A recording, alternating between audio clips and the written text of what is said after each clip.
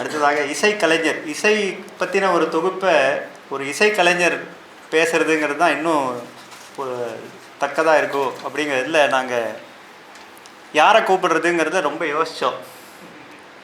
அப்புறம் எங்களுக்கு ஒரு இன்றைக்கி கிடைக்கக்கூடிய துறையில் தேடின ஒரு மாணிக்கமாக வந்து பரத் சுந்தர் நமக்கு அகப்பட்டிருக்கார்.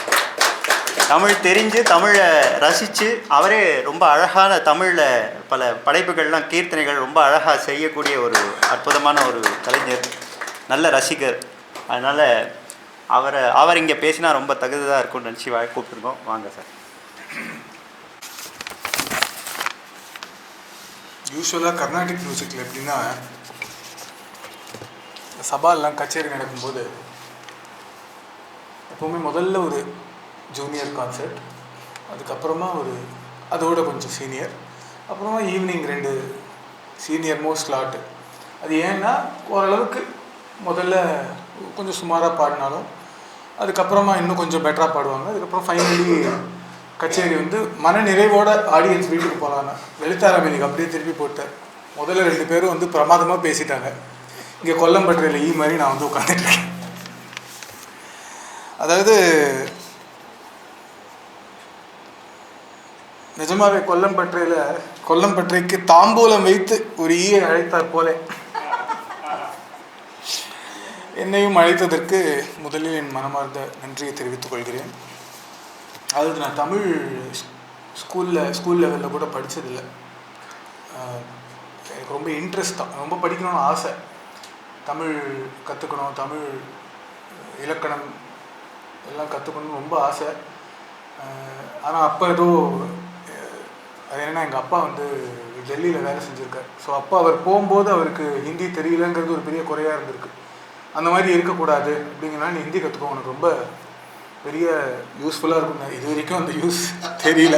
இந்த மேத்ஸில் அல்ஜிப்ரா படித்த மாதிரி இது வரைக்கும் நான் இது எங்கே யூஸ் பண்ணுறதுனே தெரியல. எனிவே, ஸோ லலிதாராம் சாரை பற்றி சொல்லணும்னா அவர் வந்து ஒரு நல்ல நண்பர், ஒரு சிறந்த கலை ரசனை உடையவர். அது வந்து ரொம்ப ரொம்ப முக்கியமான ஒரு விஷயம். சில வருடங்களுக்கு முன்னால் மியூசிக் அகாடமியில் இசை அரக்கன் திரு மதுரை சோமு அவர்களை பற்றி ஒரு நிகழ்ச்சி ஒன்று பண்ணார். இசை அசுரன், நான் இசை அரக்கன்னே சொல்லுவேன். ஏன்னா அது நான் பூத்தோ நான் பவிஷ்யத்து தான், அந்த மாதிரி யாராலையுமே பாட முடியாது. சொல்லும் போதே எனக்கு புல்லரிக்கிறது. எனிவே, ஸோ அப்போ ஒரு இசை நிகழ்ச்சி ஒன்று நடத்தினேன். அதான் நான் அப்போ தான் ஃபஸ்ட்டு டைம் இன் பர்சன் அவரை மீட் பண்ணுறேன். அது முடித்தோடனே என்னால் என்னோடய மகிழ்ச்சி, என்னோடய எக்ஸைட்மெண்ட்டை கண்ட்ரோல் பண்ணணும். நேராக போய் கட்டின்ட்டேன் அவரை. உங்களுக்கு ஞாபகம் இருக்கும்னு நினைக்கிறேன். அவர் இப்படியே இறங்கி வந்துருந்தேன். ஐயோ என்ன இது பைத்தியக்காரத்தமாக ஏதோ பண்ணிட்டு இருக்குன்னு நினச்சிருப்பா தான் இருக்கும். பட் என்னால் இந்த எக்ஸைட்மெண்ட்டை கண்ட்ரோல் பண்ண முடியல. ஏன்னா அவ்வளவு அருமையாக அந்த ப்ரோக்ராம் அவர் கொண்டு போனார். அதில் முதல்ல ஒரு காம்போதி ஒன்று ப்ளே பண்ணியிருப்பார். அவர் அகாடமியில் பாடின ஒரு காம்போதி. அது விவரிக்க வார்த்தைகளே இல்லை, அப்படி தான் சொல்லணும். அதுக்கப்புறமா நிறைய இசை பகிர்வுகள், முக்கியமாக நாதஸ்வர இசை கலைஞர்களுக்காக அவர் ஆற்றக்கூடிய தொண்டு மிகவும் பாராட்டத்தக்கது. பாராட்டின மட்டும் போராது, கொஞ்சம் நம்மளும் அதுக்கான முயற்சி எடுக்கணும், உதவி பண்ணணும் அப்படின்னு நினைக்கிறேன்.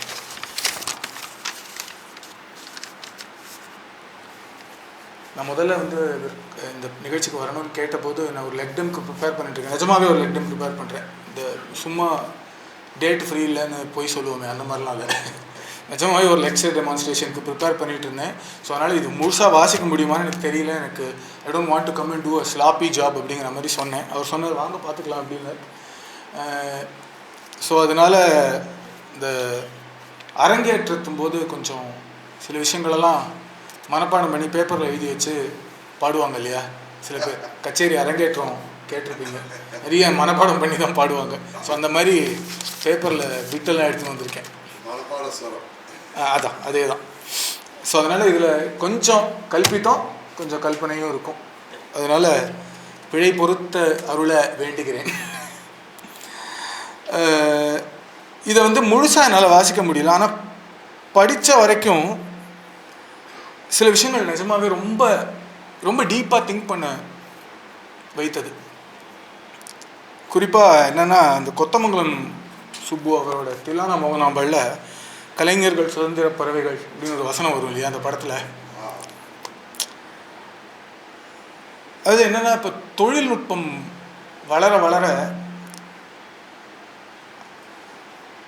அது வந்து கண்ணுக்கு புலப்படாத மிகப்பெரிய ஒரு கூடாக நம்மை ஆக்கிரமித்து கொண்டிருக்கிறது. அண்ட் அந்த ஆக்கிரமிப்புக்குள்ளே நம்ம இருக்கோங்கிறத நம்ம ரியலைஸ் கூட பண்ண மாட்டேங்கிறோங்கிறது தான் ரொம்ப வருத்தமான ஒரு விஷயம். அது எப்படின்னா, ஒரு கச்சேரிக்கு போய் பார்த்தா இசையில் மூழ்கி திளைக்கிறதுக்கு பதிலாக ரசிகர்கள் கைபேசியிலே மூழ்கி திளைத்து விடுகிறார்கள். அது ரொம்ப ரொம்ப வருத்தமான ஒரு விஷயம். ஏன்னா இந்த கலை, எந்த கலையுமே வந்து ஒரு ரசிக்கும் போது ஒரு ரசனைத்தன்மையில் தான் முழுமை அடைகிறது அப்படின்னு நான் நம்புகிறேன். ஏன்னா ஒரு கலை படைச்சிட்டோம், அதை ரசிக்க முடியல அப்படின்னா அந்த கலைக்கு வேல்யூவே கிடையாது. ஒருத்தரோட ரசனை வேற வேற விதமாக இருக்கும், அது இல்லை. ஆனால் ரசனைன்னு ஒன்று இருக்கணும் இல்லையா? இந்த ரசனைக்கு ஒரு ஸ்பேஸ் ஒன்று இருக்கணும் இல்லையா? அந்த ஸ்பேஸ் வந்து இன்னைக்கு வந்து cellphone has taken over unfortunately. இதில் என்ன ரொம்ப ஆச்சரியமான விஷயம்னா, 1930 ரசிகர்களோட இந்த மனோபாவத்தை வந்து குறிப்பிட்டிருக்கிறது வந்து ரொம்ப ஆச்சரியமான ஒரு விஷயம். இந்த புஸ்தகத்தில் இருக்குது. SVV அவர்களின் பொறுமை இல்லா காலம் அப்படின்னு ஒரு கட்டுரை. இதுலேருந்து என்ன தெரியுது? காலத்தோட அளவீடு மாறி இருந்தாலும் மனிதர்களின் மனோபாவம் எந்த காலத்திலும் ஒன்றாகவே தான் இருக்கின்றது. அப்போவும் பொறுமை இல்லை, இப்போவும் பொறுமை இல்லை. அதாவது இப்போ எப்படின்னா, 1.5 மணி நேரம் 3 மணி நேரம் வீடியோ பார்த்துட்டு இருந்தோம். அதுக்கப்புறமா அது 1.5 மணி நேரம் ஆச்சு. அதுக்கப்புறமா அது 3 நிமிஷம் ஆச்சு. அப்புறமா 1 மினிட் ரீல் ஆச்சு. அந்த 1 மினிட் ரீல் கூட நம்மளால பார்க்க முடியலன்னா அதுக்கும் ஃபாஸ்ட் ஃபார்வர்ட் பட்டன் வந்துருச்சு. அதை அமைக்கிட்டே இருக்கணும். அந்த ஃபாஸ்ட் ஃபார்வர்ட் பட்டன் அமைக்கிட்டே இருந்தால் நமக்கு இப்படி ஓடும், ஃபாஸ்ட்டாக ஓடும். அந்த அளவுக்கு நம்மளோட இது நம்ம ரொம்பவே யோசிக்க வேண்டிய ஒரு விஷயம். அந்த அளவுக்கு நம்மளோட ஒரு ஒரு அட்டென்ஷன் ஸ்பேனுங்கிறது வந்து சுருங்கி சுருங்கி சுருங்கி சுருங்கி சுருங்கி அது அது என்னன்னு தெரியல, சாயுஜ பாவமா என்னன்னு தெரியல, அப்படியே 2.5 கலந்து விடும் போல இருக்குது காத்தோட அட்டென்ஷன் ஸ்பேன். எனிவே, அடுத்தது நான் ரொம்ப முக்கியமாக வாசித்தது வந்து திரு தி. ஜானகிராமன் அவர்களை பற்றிய ஒரு கட்டுரை. அதாவது மோகமுள்ங்கிற நாவல் நான் படித்ததில்லை, அந்த படம் பார்த்துருக்கேன் சின்ன வயசில். ஏன்னா அதில் நிறைய இளையராஜா சார் பாட்டெலாம் வரும், அதனால் பார்த்துருக்கேன். இப்போ இந்த கட்டுரையை வாசித்ததுக்கப்புறம் அந்த நாவல் படிக்கணும்னு ரொம்ப ரொம்ப ஆசையாக இருக்குது. ஏன்னா அவர் வந்து அவரை பற்றி இவர் எழுதும்போது, இசை என்பது புற உலகின் சிற்றின்பம் அல்ல, அக உலகை நிரப்பும் எழுச்சி அப்படின்னு அது அவருக்கு அந்த மாதிரி இருக்குங்கிற மாதிரி எழுதியிருக்காது. ரொம்ப ரொம்ப ஆழமான உண்மையான ஒரு விஷயம். சாரி, இந்த மாதிரி பேப்பர்லாம் திருப்புறேன். அதாவது நம்ம ஜென்ரலாக இப்போ தியானம் பண்ணும்போது கண்ணை மூடிப்போம், ஒரு யாருமே இல்லாத ஒரு இடத்துக்கு போவோம். அதாவது என்னன்னா, புலன்கள் வந்து நம்மளை டிஸ்ட்ராக்ட் பண்ணிடக்கூடாது அப்படிங்கிறதுனால தான். இப்போ ஒரு வித்வான் வந்து கண்ணை மூடிக்கிட்டு ஒரு ஸ்வரத்தில் நிற்கிறார், தம்பூராவோட சேருது. அந்த ஒரு space, he creates a space, he or she, they create a world for themselves within. அதுதான் அந்த அக உலகுங்கிறது. அந்த என்னதான் இப்படி ஆடியன்ஸ் அப்ளாஸ் எல்லாம் கேட்டாலும், ஆடியன்ஸ் இப்போ செல்ஃபோன் நோன்றதெல்லாம் டிஸ்ட்ராக்ஷனாக இருந்தாலும், அந்த காலத்தில் அஃப்கோர்ஸ் நியூஸ் பேப்பர் படிக்கிறது, அந்த சிந்து பேரவி படத்துலேயே வருமே, டிஸ்ட்ராக்ஷனாக இருந்தாலும் அந்த ஒரு நொடி, அந்த ஒரு நொடியாக இருக்கலாம். அது எல்லா ஆர்டிஸ்ட்டுக்கும் அதான் ஆசை. அந்த ஒரு நொடிங்கிறது ஒரு யுகமாகணும், ஒரு நீண்டுண்டே போகணுங்கிறது தான் ஆசையும். அந்த லைப்பு வரணுங்கிறது வந்து அது ரசனைத்தன்மை, ரசிக்கத்தன்மை இருந்தால் மட்டும்தான் வரும். அது வந்து இதில் இந்த தி. ஜானகிராமன் அவர்கள் வந்து அவருக்கு இயற்கை மேலே இருக்கிற ஒரு பற்று பற்று, இசை மேலே இருக்கிற ஒரு மோகம், இது ரெண்டுத்தையும் கலந்து அவரோட வரிகளில் வருது.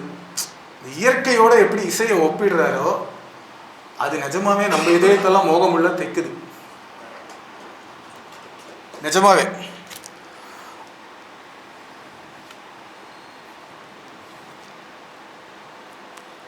அதாவது seeing order in chaos is what art is about. Seeing order in chaos. ஏன்னா கேயாஸில் தான் இருக்கும், நம்ம எல்லாருமே கேயாஸில் தான் இருக்கும். இப்போ ஒரு ராகங்கிறது ஒரு கேயாட்டிக் வேர்ல்டு தான். அதில் அந்த ஆர்டிஸ்ட் அந்த நேரத்தில் அந்த ஆர்டரை கிரியேட் பண்ணுறார். அதே ஆர்டர் திருப்பி கிரியேட் ஆகுமானா இல்லை, வராது. அதே ஆர்டர் திருப்பி திருப்பி திருப்பி திருப்பி கிரியேட் பண்ணிகிட்டே இருந்தால் நம்ம ஸ்விக்கி டெலிவரி மாதிரி ஆகிடும். Product, we are only creating products மாதிரி ஆகிடும். We are not creating products here. Artists are creating art. They have to create art. இன்னைக்கு நான் இன்னைக்கு ஒரு கச்சேரி பாடுறேன் அப்படின்னா நாளைக்கு அதோட வீடியோவை நான் இன்ஸ்டாகிராம்லேயோ ஃபேஸ்புக்லேயோ அப்லோட் பண்ணி ஆகணுங்கிற ஒரு கட்டாயத்துக்கு இந்த சமூகம் ஆர்டிஸ்ட் எல்லாம் தள்ளியிருக்கு. they should not fall prey to itங்கிறது வேற விஷயம். ஸோ அந்த குழப்பம் இருந்தால் தானே தெளிவு பிறக்க முடியும். இப்போ பாபநாசம் சிவன் அவரோட அந்த பாட்டில் கூட வெயில் இல்லையே நிழலில் இன்பமும் உண்டோ அப்படின்னு எழுதுவார். வெயில்னு ஒன்று இருந்தால் தான் நிழலோட இன்பம் உனக்கு தெரியும் அப்படிங்கிற மாதிரி அந்த இயற்கையிலும் இசையிலும் உள்ள அந்த ஒரு ஒரு அழகான ஒரு கலவை டி ஜானகிராமன் அவர்களோட எழுத்தில் வெளிப்படுது. ரொம்ப ரொம்ப ரசிக்கும்படியாக இருந்தது. இந்த நூலோட முக்கியமான இன்னொரு பங்களிப்பாக நான் பார்க்கறது என்ன அப்படின்னா, இன்றைய தலைமுறைக்கு பரிச்சயம் இல்லாத கோனேரி ராஜபுரம் வைத்தான்னா, ராமசுவாமி தீட்சிதர், நீடாமங்கலம் கிருஷ்ணமூர்த்தி பாகவதர், வேதாரண்யம் நாதமூர்த்தி ஆர் வேதமூர்த்தி, இது போன்ற பல அசாதாரண ஆளுமைகள், அவர்களை பற்றி பதிவு, இது ரொம்ப ரொம்ப ரொம்ப முக்கியம். இதை படிக்கணும், இது எல்லாருமே படிக்கணும். இதை நான் படிச்சுட்டு இன்ஃபேக்ட் என்னோட கூட்டாளிகள், ஃப்ரெண்ட்ஸ் எல்லாருக்கும் இதை பற்றி பகிர்ந்தேன். இதை நீங்கள் வாங்கி படிக்கணும் அப்படின்னு. அப்புறம் எப்படி பாத்கண்டே ஹிந்துஸ்தானி தாட் சிஸ்டமோட தந்தை என்று கருதப்படும் பாத்கண்டே எப்படி எட்டயபுரத்துக்கு சுப்பராம தீட்சிதரை சந்தித்து வெங்கடமக்கின், அது அவரோட கொள்ளு தாத்தாவோ எழு தாத்தாவோ, அந்த வெங்கடமக்கின் செய்த சதுர்தண்டி பிரகாசிக்கைங்கிற நூலை வைத்து அதன் அடிப்படையில் இந்துஸ்தானியில் தாட் சிஸ்டம்னு ஒன்று உருவாக்குறார். இதில் இருக்குது அந்த அந்த அவர்களுக்கான இன்டர்வியூ, நேர்காணல். அவர் இன்டர்வியூ பண்ணுறார். பாத்கண்டே இதை மராட்டியில் எழுதுறார் ஒரு நூலாக. அதோட தமிழாக்கம் இதில் ரொம்ப அழகாக கொடுத்தது. இது ஆக்சுவலி இன்ஃபேக்ட் என்னோட லெக்சர் டெமான்ஸ்ட்ரேஷனுக்கு ரொம்ப யூஸ்ஃபுல்லாக இருந்தது. ரொம்ப தேங்க்ஸ். இவங்க ரொம்ப அழகாக சொன்னாங்க. இது தொகுக்கிறதுங்கிறது ரொம்ப ரொம்ப பெரிய விஷயம். இது ரொம்ப சாதாரணமான ஒரு விஷயம். அதான் இந்த கிரியேட்டிங் ஆர்டர் இன் கேஆஸ் அப்படின்னு சொன்னேன் இல்லையா, அந்த மாதிரி தான் நிறைய விஷயங்கள் இருக்கும். இதை இப்படி கொடுத்தா இப்படி நல்லா இருக்கும். இதை தான் ரியல் டைமில் எல்லா மியூசிஷியன்ஸும் பண்ணுறோம். இதுவே ரியல் டைமில் மியூசிஷியன்ஸ் பண்ணுறது இதுதான், ஆர் அட்லீஸ்ட் பண்ணணும்னு நினைக்கிறது. அப்படி வேணா சொல்லிக்கிறேன். இன்று இந்த காலகட்டத்தில் நாம் இழந்து வரும் ஒரு கலையாக எழுத்துக்கலை இருக்கிறது.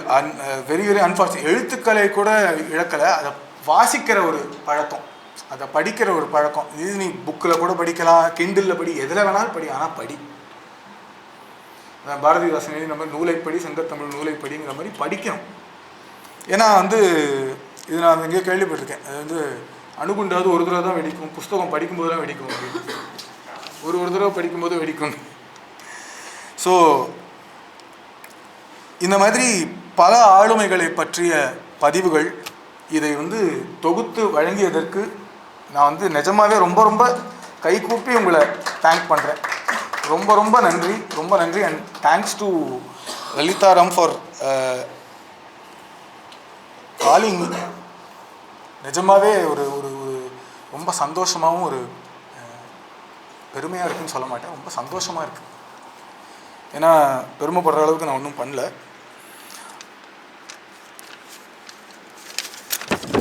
கடைசியாக கஷ்டப்பட்டு நான் கொஞ்சம் எழுதியிருக்கேன், அதை படிச்சிருக்கேன். அதாவது இன்றைய உலகம் ட்ரெண்ட், வைரல், ரீச் என்று சுழலும் வேகத்தில் இருக்கும்பொழுது இந்நூல்கள் அமைதியாக சொல்வது கலை என்பது ட்ரெண்ட் அல்ல, அது காலத்தை தாண்டி நிற்கும் டைம்லெஸ் உண்மை. It's not based on trend. இதை வந்து டி. ஜானகிராமன் அவர்களும் அந்த ட்ரெண்டை பற்றி பேசும்போது சொல்கிறார். ட்ரெண்டுக்கெல்லாம் அப்பாற்பட்டது கலை அப்படிங்கிறார். கலை இருந்தால் தானே ட்ரெண்டே இருக்க முடியும், கலையே இல்லைன்னா எப்படி ட்ரெண்ட் இருக்கும்? ஸோ அந்த கலையை உயிர்ப்போட வச்சுருக்கணும்னா இந்த மாதிரி நிறைய படைப்புகள் ரொம்ப ரொம்ப ரொம்ப ரொம்ப ரொம்ப இம்பார்ட்டண்ட். அண்டு இந்த மாதிரி பல மலர்கள் வெளியிட்டு எல்லாமே பூங்கொத்தா எல்லார் கையிலையும் இருக்கணும் அப்படின்னு ஆசைப்பட்றேன். தேங்க்யூ.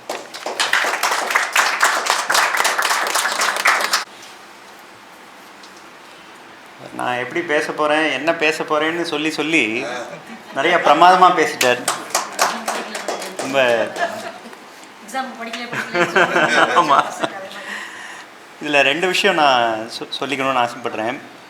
ஒன்று, ஜானகிராமன் அவர்களை பற்றி ஒரு ஆவணப்படம் எடுக்கணும் அப்படின்னு, அதுவும் சிவகுமாரோட சேர்ந்து எடுக்கணும்னு பல பேர், இந்த இசை மலருக்கு பல பேர் மாதிரி தான் அதுக்கும் பல பேர் அவரோட சேர்ந்து பயணித்து படங்கள் எடுத்து, ஏன்னா அந்த மாதிரி ஒரு ஜானகிராமனை ரசித்த ரசிகர்களை சந்திக்கிறதே முதல்ல ரொம்ப, இவர் அளவுக்கு அதை ஒவ்வொரு வரியும் ஞாபகம் வச்சு நீங்கள் எந்த கதையை சொன்னாலும் முழுக்க அது கதையை மனப்பாடமாக சொல்லுவார். அது பல எழுத்தாளர்கள் சொல்லுவார், ஜானகிராமன் கண்டிப்பாக அவர் அதை சொல்லுவார். எங்களுடைய அந்த பல பேரோட சேர்ந்து அதை ஆனால் பண்ண முடியாமல் போனதில் ஒரு ஆளாக நானும் அவரோட போய் சில இன்டர்வியூலாம் எடுத்திருக்கேன். அதனால் இந்த தடவை இந்த மலரை கொண்டு வரும்போது அட்லீஸ்ட் இதில் நிச்சயமாக ஒரு மலரை ஜானகிராமன் அவர்களுக்கு வந்து ஒரு சமர்ப்பணமாக இதை செய்யணும் அப்படிங்கிறதுல நாங்கள் ஆசைப்பட்டோம். அது நடந்தது. அவர் சொன்ன மாதிரி நான் வந்து இதில் ஜூனியர் சீனியர் அப்படின்னு இல்லை, எல்லாருமே, ஆனால் ஏஜ் வயசில் அப்படி இருக்கு. அந்த வகையில் நான் அடுத்து விக்னேஷ் ஹரிஹரன் அவர்கள் கூப்பிட்றேன். ஜூனியர்னு கூப்பிடல, அடுத்த தலைமுறைக்கு இது போய் சேர்ந்துருக்கு. அது வந்து சிவகுமார் அவர்களே அவர் ஐடென்டிஃபை பண்ணி, அவர் வந்து சில பேரை நான் வந்து இவர்களை கூப்பிடலான்னு அழைச்சேன். ஆனால் அவர் வந்து சூஸ் பண்ண ஒரு பேச்சாளர்களில் அடுத்த தலைமுறையிலேருந்து ஒருத்தர் அவர் கூப்பிட்ருக்காரு. அவருக்கு வந்து இது அப்பீல் ஆகிறதுங்கிறதுல எனக்கு ரொம்ப நிறைவாக இருந்தது. எனக்கு இதுக்கு முன்னாடி அவர் அறிமுகம் இல்லை, ஆனால் அவரை பற்றி தெரிஞ்சினோடனே நான் ரொம்ப சந்தோஷப்பட்டேன். ஏன்னா அந்த ஜென்ரேஷன்லேருந்து ஒருத்தர் இது அவர்கிட்டையும் இதை கொண்டு போய் சேர்க்கணுங்கிறது தான் இதோட நோக்கமே. அது அந்த வகையில் ஒருத்தர் அதை ரெப்ரசன்ட் பண்ணி வந்திருக்காருங்கிறதுல எனக்கு ரொம்ப சந்தோஷம். வாங்க சார்.